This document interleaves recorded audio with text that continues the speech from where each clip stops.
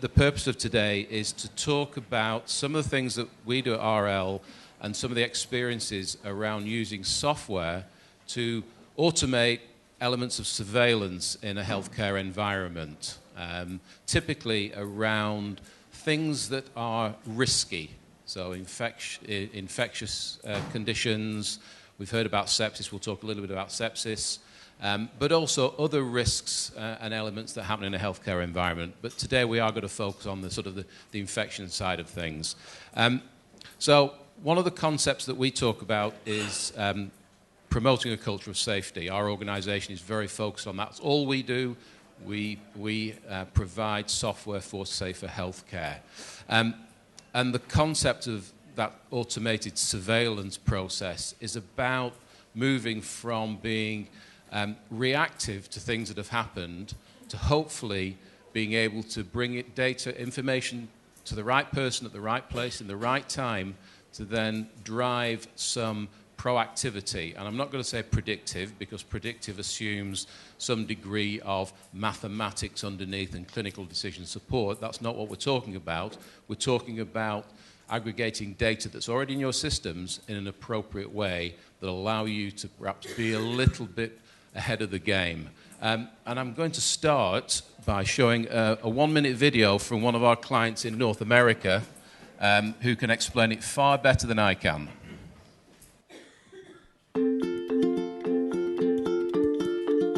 So the culture of safety, I believe, is one of the most important aspects of whether we can deliver on the promise of having our patients remain safe in our facilities. I think it consists of several elements, and I think the first is sort of your mindset.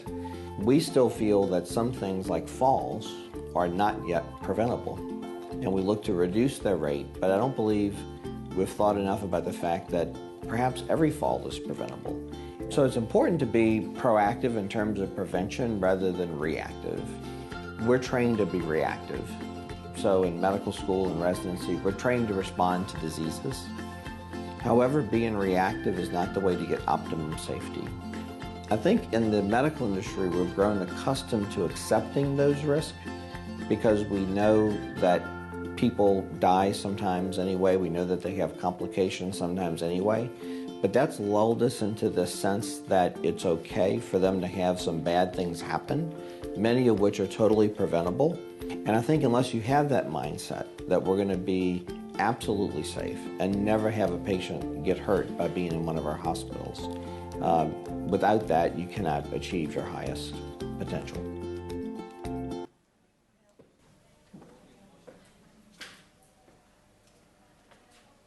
So I'm going to hand over to John now, who is going to expand on Richard's organisation a little bit with some work and some investigations that we did. So, John?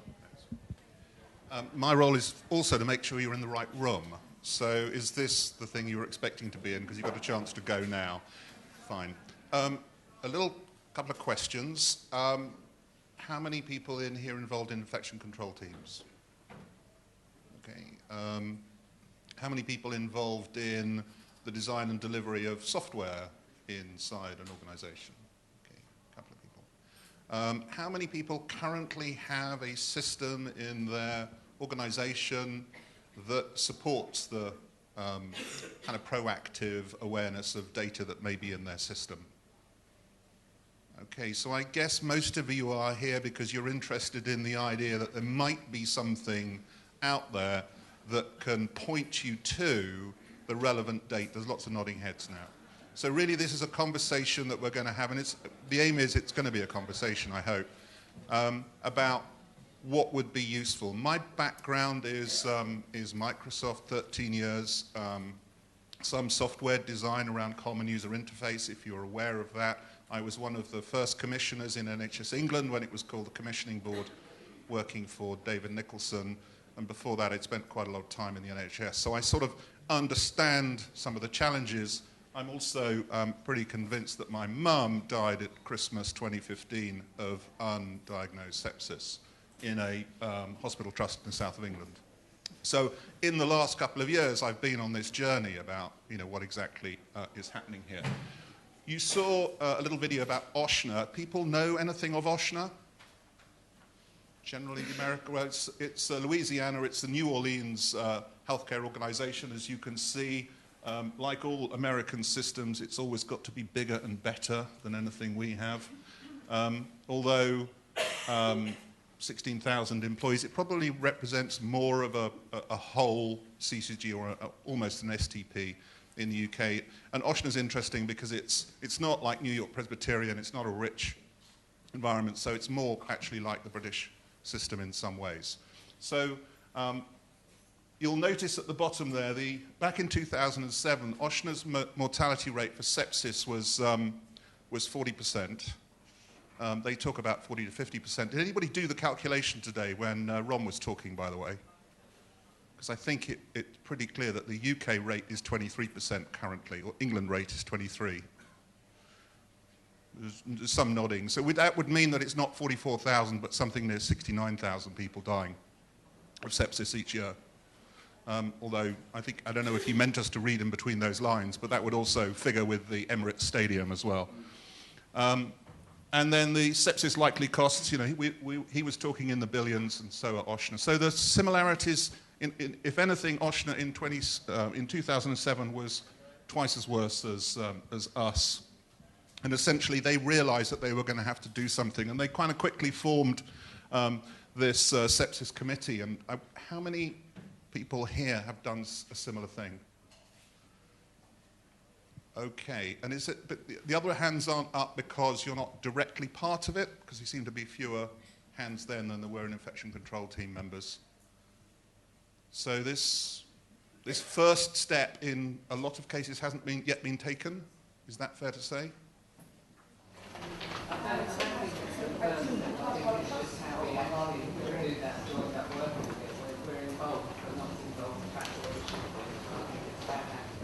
Good. Okay, bad language. Not necessarily a first step, a step, but a step that some organisations have yet to take. I think in the case of Ochsner it was an important step, and I'll point to a reason later on when in 2012 the sepsis rate started to go back up again, despite a lot of management attention and clinical leadership. So that essentially here is, for those that love data, you can see the red line there, which is essentially the national average in the US. There you can see the national benchmark. You can see the rate of sepsis dropping essentially to single digits. They went from 40% mortality rate down to single digit mortality rate over that period between 05 to 10. The interesting thing that then happened is that they had assumed at that time it was sorted as a problem. And they learned a number of things. You'll notice they were using QSOFA then, and Ron, and I think we all understand that perhaps QSOFA isn't the best early warning score to use. I think NEWS is better. The interesting challenge is that the mortality rate started to climb in 2010, and one of the reasons it started to climb, 2 clinicians left who were in leadership roles, and they started to move away from their paper-based systems into an electronic patient record. An electronic patient record did not, in this particular case, carry forward any of the paper processes that they had had before. And it rose from single digits, the sepsis from single digits back up to 20%. So the interesting thing about Ochsner is even when you're paying attention, the number rises. Which is why I think that overall control, that overseeing board or whatever you want to call it, that information sharing is really important.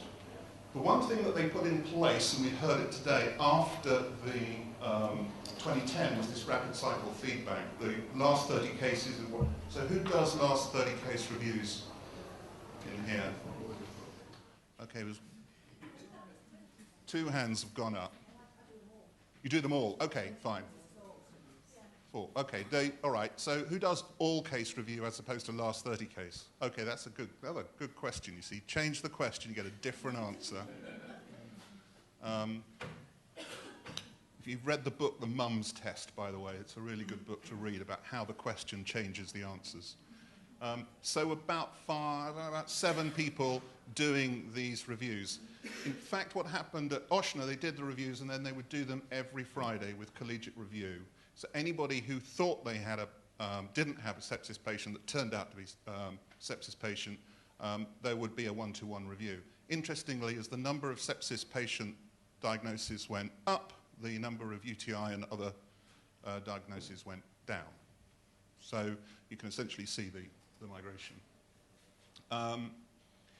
The other interesting thing that they started to notice was the number of returning patients who had had sepsis was a significant burden on their acute trust. So many of the returners had some form of sepsis or serious sepsis, septic shock or whatever, but were constant returners. And they then started to realize that a registry would be of huge, would be of value to them, a national registry. And there is no national registry in the US. In fact, there's no registry in the UK, which is kind of interesting. I mean, how many people think a registry would be useful in the UK? One or two. And what's given that we've got a registry for everything else that kills people for less than sepsis, we have a registry. What's the issue with infectious diseases, do we think, that we shouldn't have, well, we don't have a registry?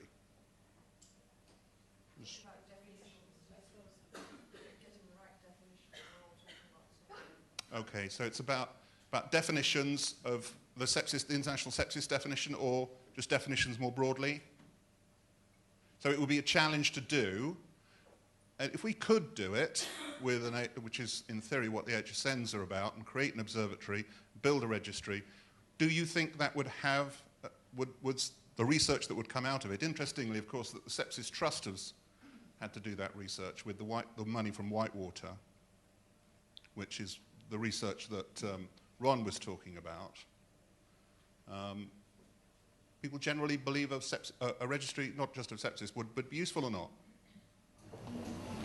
I think so. I think it's shared learning. I think there's still groups of people who don't really have a bit of knowledge what the issues are. Okay. You know, in front of people know about it, but I think as a sort of a nation, I still think there are people hiding behind the fact that unless they know somebody, it doesn't happen to me. And unless the Daily Mail actually tells you, it doesn't happen. But it is happening. I'm slightly conflicted by the Daily Mail telling me something that I'm going to believe, but yeah, I know. Yes, I agree. I think that's right. It's interesting that there is some talk of a registry. Whether or not it will actually happen, I don't know. But until we actually understand what the benchmarks are, I think it's going to be very hard to understand, particularly in the next few years, how we actually get incremental improvement. I'm going to hand back to Peter, because real-time surveillance is something that is very important. I was back in the day involved in working with McLaren when they were beginning to understand that they could predictively manage the failure of their, understand the failure of engines and equipment. And I think RL have gone a bit further. Thank you, John. Thank you. And just by way of added introduction, my background is also from an IT background. I spent 10 years at Microsoft as well. Most of my 20 years in IT has been involved in healthcare. I also sit on the board of a trust. I'm the lead governor of a foundation trust. So I sit on various health informatics committees, patient experience committees. My wife's an advanced practitioner, so I can't get away from this anytime, not even at weekend. So one of the things that John mentioned there about Ochsner, and it's something that resonates across a lot of our clients and our company, which has been going 20 years, we've got 2,000 hospitals around the world. We are new to the UK market. We've been here about a year and a bit, so that's probably why not many people will have heard of us, although you may have seen us at other conferences, etc. But our 2,000 clients around the world use our safety software in various ways. But as John explained about Ochsner, one of the things that they had, they'd got sepsis down to single figures. Fantastic, great result. They took their eye off the ball. The leadership moved on, and they implemented an electronic patient record, which you would think would be a positive step. And it was. But what the electronic patient record doesn't do, and is not designed to do effectively, is designed to bring that sort of non-intervention data together in one place, and with the application of appropriate filters, business rules, to then force or drive that alerting mechanism to the appropriate people. And that's where organizations like ourselves play a big part. So most of our implementations of our software, our infection surveillance software, are alongside the Epics of this world, the Cerners or whoever it is. We work very closely with EPR vendors. So we're not in competition with them. I added a couple of slides at the last minute because I was listening to Ron. I saw his video about motor racing, and we did something similar based on some conferences that we ran in the US. We had some motoring things because we gave away a car as a prize at one of our events. But it's about driving that real-time surveillance, and Formula One lives on real-time surveillance. As Ron says, the car's not going round and round waiting for something to happen. There's a whole raft of data constantly flowing back to the center saying, look, if you don't do something, something's got to happen. It's no good. It's no good for a Formula One racing driver to say, look, I would have won, but unfortunately I just ran out of fuel. It doesn't happen. So, that data accuracy in real time to allow you to make decisions ahead of the game is hugely important. And from what I see and from what I've seen, there are pockets of excellence in the NHS, but there's a lot more that could be done. And that's where we play a part. So our solution sits in the middle. Our ability to link to clinical systems, back office systems, even things like electronic staff records to monitor staff health and immunization processes, etc. And then we work with our clients to apply the business rules that are appropriate to them. So, your organization will have different requirements to your organization. So those business rules, those filters are specific in many ways. There are some standards based on, QSO for burst early warning scores, etc., etc. But then there is a lot of specificity. We then bring in the fact that we're a software company and we're good at building software. We've looked at how people like Google and Apple design software. We want to make software easy to use because you're not software developers. You don't want to be spending your time in front of a computer. You want to get in there, get the information and move on and get involved with the patient. So our software, when you see it, is very easy to use. It's very image-driven. We spend a lot of focus on user interface. This is like a command and control center, or a dashboard, if you will, that we've built as a demonstration. And each of these tiles, these icons, link to a particular flag or a particular alert. So, for example, in the middle here, we can see this person, whose dashboard it is, has got 5 new alerts of admissions with an infectious disease history. So people have presented, they've been triaged, they've gone onto the patient administration system, and based on that admission information, it's flagged an alert. Likewise with new lab results. You may not want to see every lab result. You may only be interested in lab results with a particular result or a particular outcome.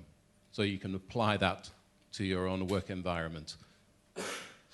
And then behind all that is all the associated data from all the clinical systems. So you're not having to keep going across from labs into theatre, into pathology, etc., etc. Today is not an intention to show you our software. It's not about that. It's to really give you a sort of a feel and also get a bit of feedback from you guys about, is this sort of stuff, is it relevant to your organizations? Do you think it can add value? Because it's got to add value. It's got to give you a return on investment. Otherwise, there's no point paying money to put in a new system. So it's got to be of some benefit to you as an organization. We got a group of infection preventionists together in the US recently and basically facilitated a meeting and started by questioning them about how they spend their day. And we built a white paper around it, which I can share with everybody. That's not a problem. And it was how they spend their day and how they could spend their day better. And on the basis of that and some of the learnings, there's a heck of a lot of time that is wasted in front of a computer trying to collate data that you don't need to, that's already there, that the process can be automated. And that's the area that we can help in. I mean, John's just talked about some of the things here, but, you know, what could we do particularly around something like an infectious disease? You know, could we build an infectious disease registry? Is there a need to baseline a particular problem? These are things that software can solve, that we can work with, and we're talking to the Sepsis Trust and to NHS about the possibility of doing some baselining work. It would be really nice to look at trialling this in the UK and getting together a group of organisations and creating something that we could then quantify and say, yes, this is of value. And so we're in conversations with a number of trusts, a number of organisations, looking at that as a possibility, because we recognise that we've got to invest in this market. We've got to prove that our 20 years' experience around the world is relevant here, and it is. So we're always looking for new organisations who are willing to have a conversation, whether that's a trust or whether it's a clinical commissioning group. You know, I'm working with a clinical commissioning group at the moment, looking to put in a pilot to drive root cause analyses process around a community notified C. diff, for example. Any people here from CCGs that have a responsibility for reporting on C. diff? Do you have an automated system, or is it very manual process? Manual? Yeah. The CCG I'm working with is particularly manual. It doesn't seem there's any standard across all the CCGs. It's all done differently. This one was an Excel spreadsheet from hell that had been created. So we're looking at how we can use software to automate some of that process, take some of the time out of the process, and drive some extra value. So there's a number of areas that we could and would get involved with. The sequins, which have been talked about, Celia mentioned about the sequin initiatives, which are continuing for sepsis and antimicrobial stewardship, are obviously really, really important. They're important for my trust. I think for my trust, if we get our sequins right, we'll probably end up with that percentage payment. It'll equate to probably around about £1 million for our organisation. Now, for my trust, that's a big lump. Like a lot of organisations, we are in deficit. Every little helps. What we haven't talked about is the antimicrobial stewardship piece as well, because additionally to managing infection surveillance, if you're collecting data, if you're collecting pharmacy data electronically, if you've got an EPMA system, etc., then we can link to that and we can automate a lot of the antimicrobial stewardship processes, automatically creating antibiograms, doing all the isolate trending, that sort of stuff. Again, that's a very manual process typically, and out of the box it's delivered in a report. So again, it's about saving time, it's about driving efficiencies and hopefully reducing error rates. John, did you want to? Yeah, I just want to. I think we're sort of coming towards the end, and I wanted to try and identify some priorities from the audience about what those next steps might be, and where we might want to focus our effort. Because I have a feeling you may know what that effort might be. So there is a microphone at the back. If anybody's got a question, stick your hand up, put a microphone to you, and then really it can be questions, but I'm interested in the priorities that people feel need to be addressed, particularly with software. I think where you just spoke about antimicrobial stewardship, I think some of that may be useful to sort of further into how you can manage that. Because at the moment we're dealing with antimicrobial pharmacists and microbiology, checking charts, etc., as to what antimicrobials have been prescribed, etc., and whether they're prescribed for the right length of time or they've been stopped. And that's a very manual task at the moment, depending on how you manage that software.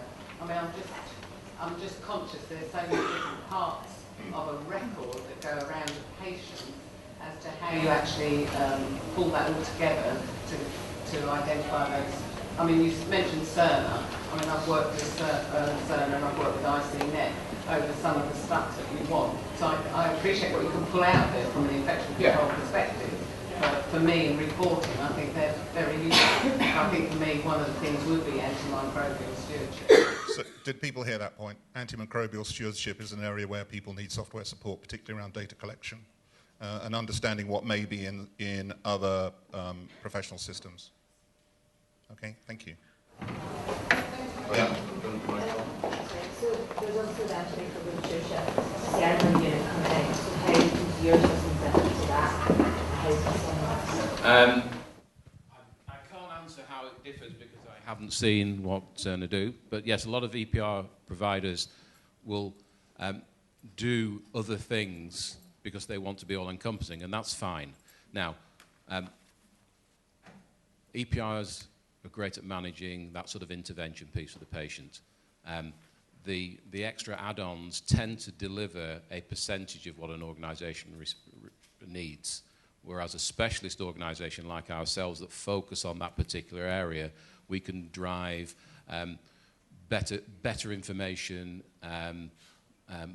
more detailed information. We can automate a lot of the reporting processes, etc. And it may well be that what your organisation needs is available in the current system you've got, and that's fine. As long as you're doing something about it, that's great. Now, if you find you're doing something about it but you need some more, then there are organisations like ourselves or like ICNet who are out there who can augment and add value. A lot of organisations don't run an EPR. They run best-of-breed systems, and then you start talking about integrating all the different systems together. But even when there is an EPR in an organisation, there's typically anywhere between 10 and 20 or 10 and 30 other systems that are adding extra value. So you still do have this need for data that sits in lots of different pockets. How do you get access to it? And it's those sort of things that we can play in that area that perhaps a single EPR vendor can't or is unable to do it comprehensively. What other priorities do people have?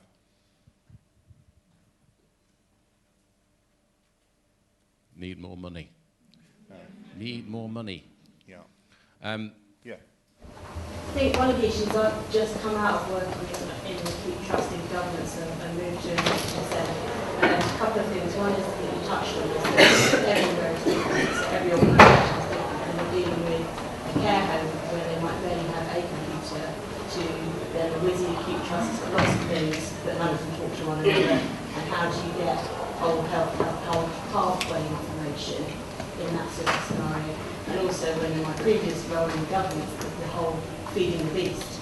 So getting the data out to be able to, yes, treat the patient first priority, but there's an awful lot of having to shift it on and up. And so if the other benefit would be getting it to talk to the systems that we have to feed stuff into.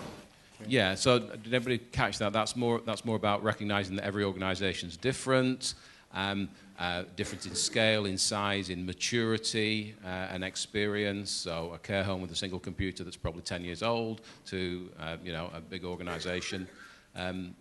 So recognising that's difficult, but also then feeding back up into the system, whether it's regional reporting or national reporting, what's happened at your organisation. So to the first point, I don't think there's one simple answer to that. I mean, it's a difficult thing. It's a difficult thing to solve. And it doesn't, I'm not saying we're not the silver bullet for that.